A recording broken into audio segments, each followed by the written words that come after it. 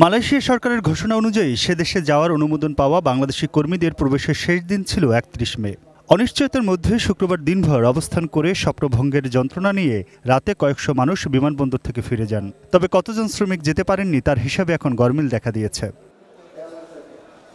২০২২ সালের শ্রমবাজার চালুর পর ৫,২৪,৯৪৬ জন কর্মী পাঠানোর অনুমোদন দেয় মালয়েশিয়া।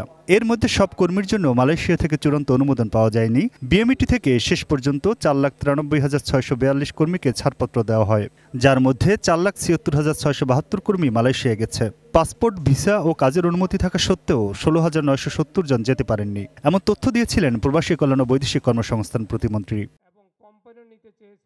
তবে এই প্রায় ১৭,০০০ কর্মীর যেতে না পারার তথ্য মানতে রাজি নন মালয়েশিয়া কর্মী পাঠানো এজেন্সিগুলোর প্রতিনিধিরা। কিছু কিছু কোম্পানির অবজেকশন এসেছে, তারা ভালো নাই, সুতরাং ভবিষ্যতে যেন এই কোম্পানিতে আর লোক পাঠানো না হয়।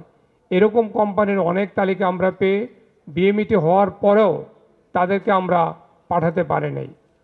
সর্বশেষে ২৮, ২৯, ৩০ এই তারিখের ভিতরে যাদের ই ভিসা হয়েছে এবং বিএমইটি হয়েছে, হওয়ার পরে তাদের লাস্ট মুহূর্তে তাদের টিকিট পাওয়া যায়নি।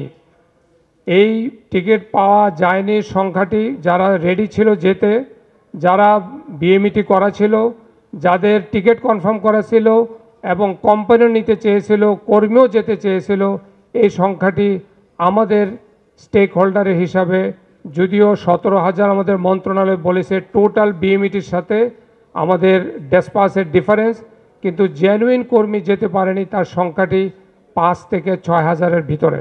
মালয়েশিয়ার শ্রমবাজারের চলমান পরিস্থিতি নিয়ে মঙ্গলবার মিন্টু রোডের বঙ্গবন্ধু শেখ মুজিবুর রহমান কনভেনশন হলে আয়োজিত সংবাদ সম্মেলনে কর্মী পাঠানো এজেন্সিগুলোর প্রতিনিধিরা দাবি করেন, একটি মহল দেশের সুনাম ক্ষুণ্ণ করে শ্রমবাজার ধ্বংসের জন্য অপপ্রচার চালাচ্ছে।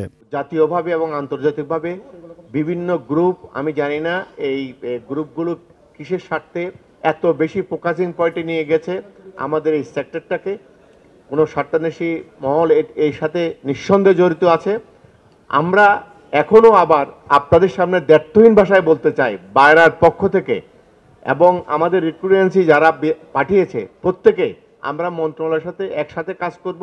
মন্ত্রণালয় যেভাবে নির্ধারণ করে দেয় আমরা সেভাবে আমাদের এই কর্মীদের যে তাদের ন্যায্য পাওনাটা তাদেরকে আমরা ফেরত দেওয়ার চেষ্টা করব।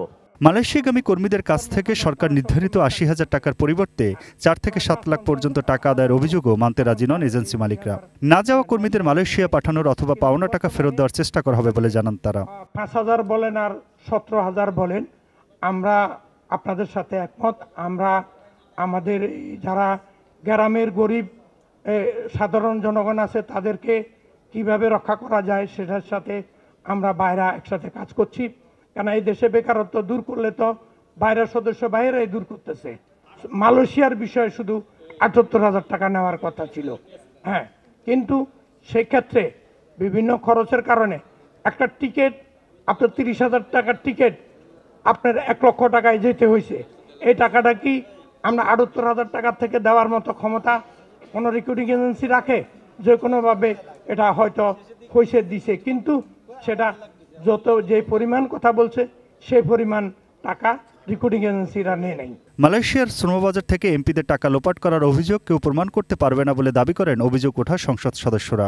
এই যে ২৪,০০০ কোটি টাকা এমপি সাহেবদের নেতৃত্বে লোপাট হয়ে গেছে বা আত্মসাৎ হয়ে গেছে, এই সমস্ত তথ্য দিয়ে ক্ষতিটা কার হয়েছে কোনোভাবেই আপনারা এটা প্রমাণ করতে পারবেন না যে এমপি সাহেবরা এই কাজটা করছে বা এরকম কোনো ঘটনা ঘটছে।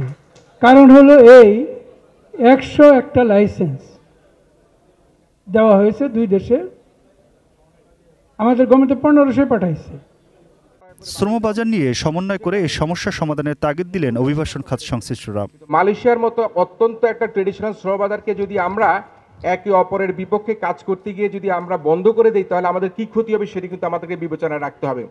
গণমাধ্যমে যারা দেখেছি যে ৩০,০০০ কর্মী মালয়েশিয়া যেতে পারেনি, ৩১,০০০ কর্মী মালয়েশিয়া যেতে পারেনি, যে জিনিসটি আমি মনে করি গণমাধ্যমের সাথে বাইরের নেতৃবৃন্দ বসে তাদের পর্যালোচনা করে তারা বোঝানোর চেষ্টা করবেন যে এই যে মিশ্র প্রতিক্রিয়া, এই যে ভুল বুঝাবুঝি, এই ভুল বুঝাবুঝির আমাদের অবসান হওয়া দরকার।